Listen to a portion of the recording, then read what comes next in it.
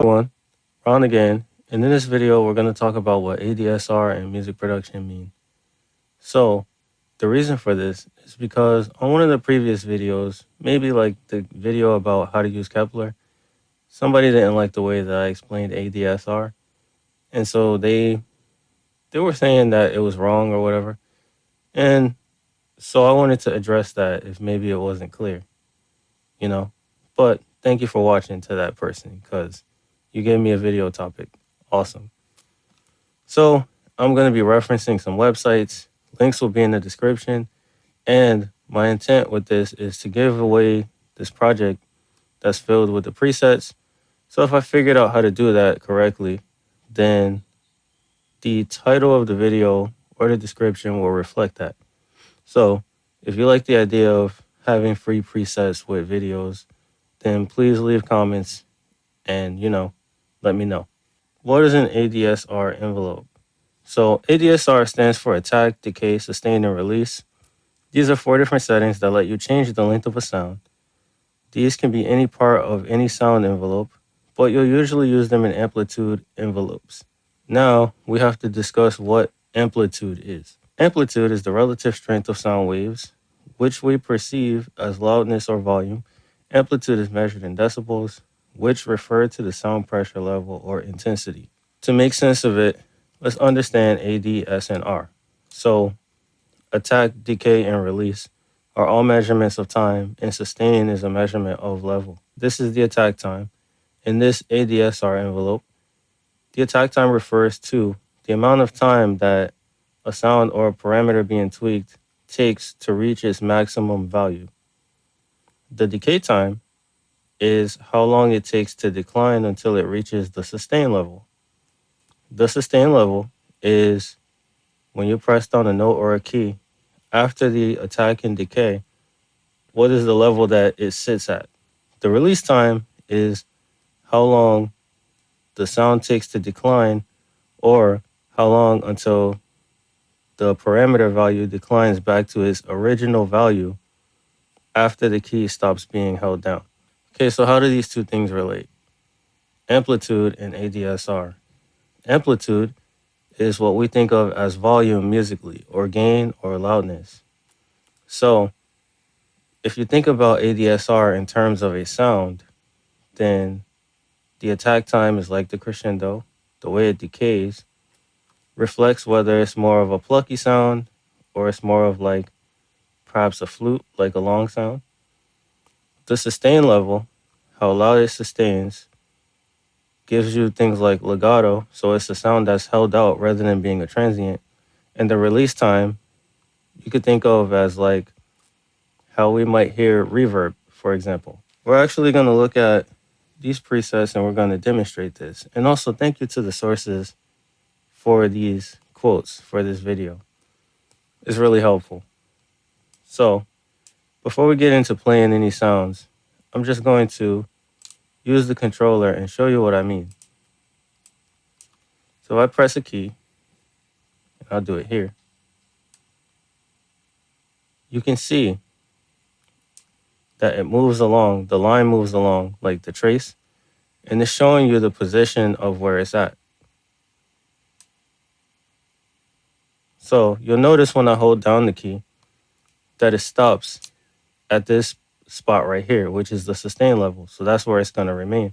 And then when I let go of the key, it just continues. So to make this even more clear, I have 2 things connected to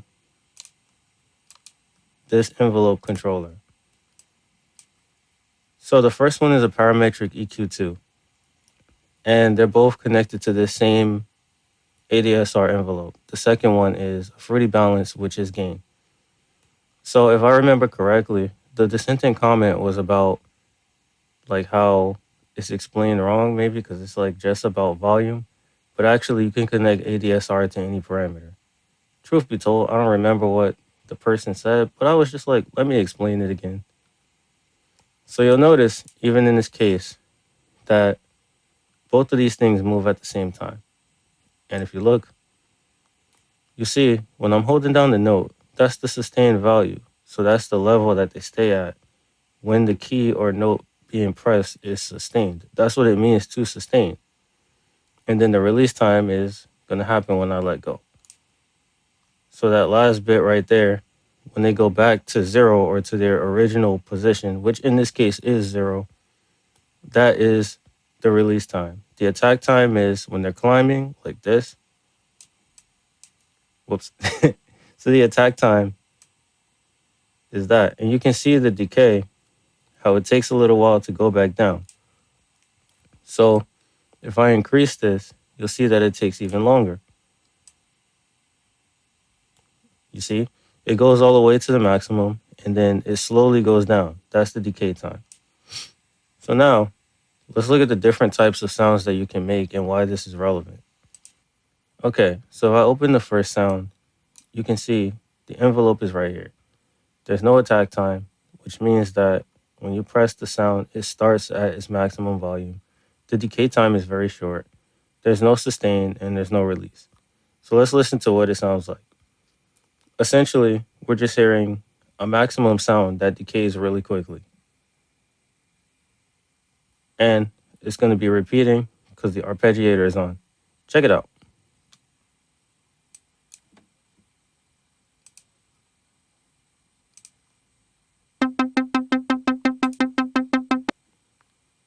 Okay, so we've got this sound, right?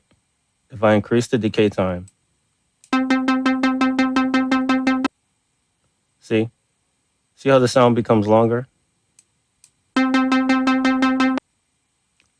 If I decrease it, then it becomes shorter, but it never sustains. If I turn this off,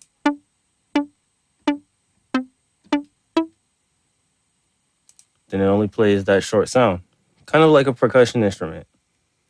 But that's the idea behind creating a pluck sound. And they're very popular, especially in pop music.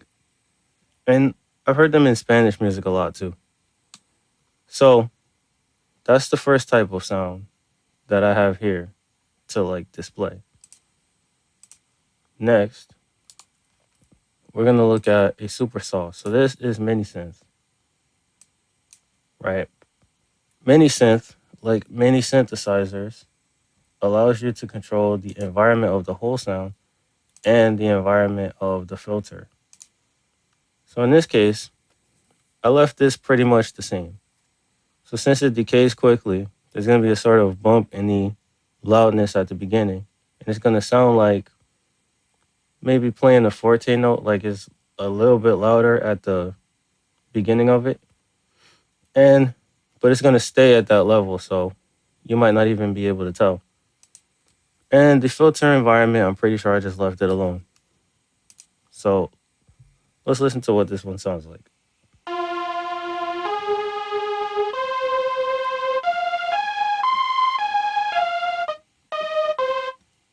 All right, so you can hear it. So let's see if I decrease this.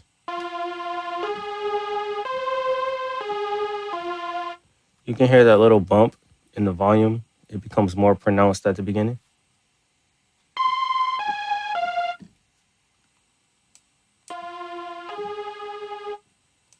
See? So it sounds like there's an accent at the beginning, like at the initial beginning of the sound, like it's louder. So these are two of the things you can do. Now the third sound, this is one that I use a lot. And this sound I'm including to express the idea of a release time. So in Citrus, if we go here, you see there's volume and it has an envelope. Now this, you could think of it as just being a decay parameter because the attack time would be technically at the beginning. So the attack is, there's no time. It just starts loud like the other one. But in this envelope, it's decaying. And if we go to effects, you'll notice that it has reverb, but none of these are turned on. So the sound is made entirely of reverb. So what you're going to hear is that it's like having a decay and then the reverb acts sort of like a tail. It's actually pretty cool. But this is a sound that's made of reverb, and I made a bunch of them. So if they're ever on the screen, any of the sounds that are called shimmer this or shimmer that are made of reverb. So now we're going to listen to what it sounds like. Here we go.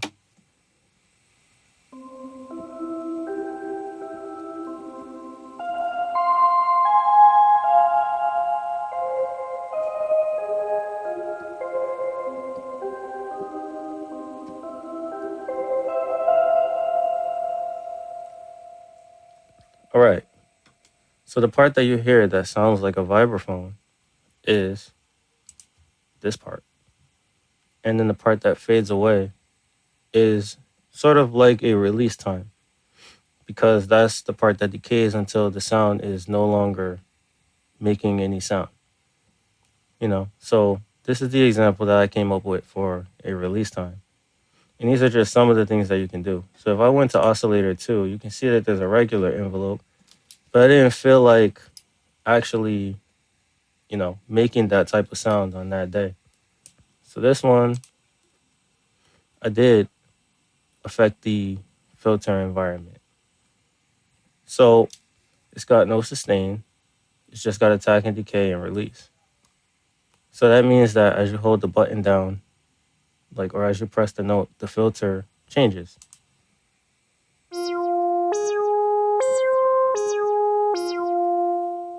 If I add an EQ2 here, we can see more easily that the filter is moving by the way the frequencies change as the sound plays. So check it out.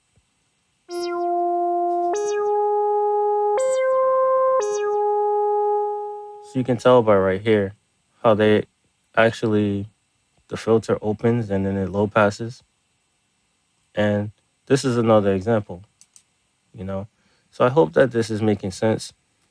And that's pretty much all there is to it. Basically, I prepared one more thing where I turned this off, because the other purpose of the layer was to show that the layer can make all 4 sounds play at the same time. And then you can have this kind of aggregate change that's happening to all of them, right? So that's what this is about. We will see what happens when I play with the layer and the envelope is happening and all of the sounds are triggering at once. Check it out.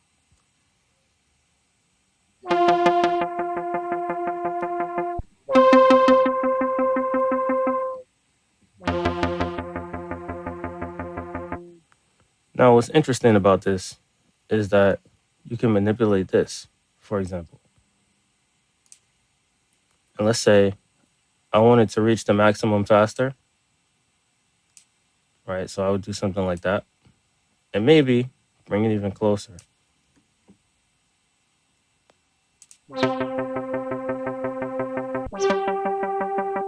Right? Now let's say also I wanted to filter out more of the sounds. So I want this to be lower. Then I decrease the sustain level.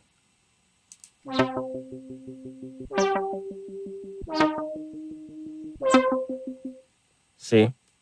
And the more that you tweak this, the more you can create interesting effects.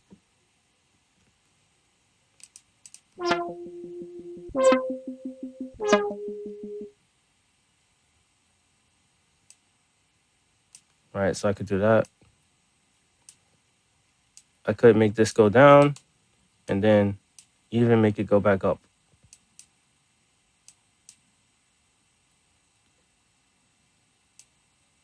Right, could increase that like that.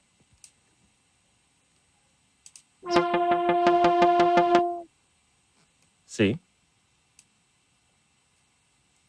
That's actually kind of interesting. I wish it would stay on the layer. See? So it's almost like an LFO too. But yeah, that's pretty good.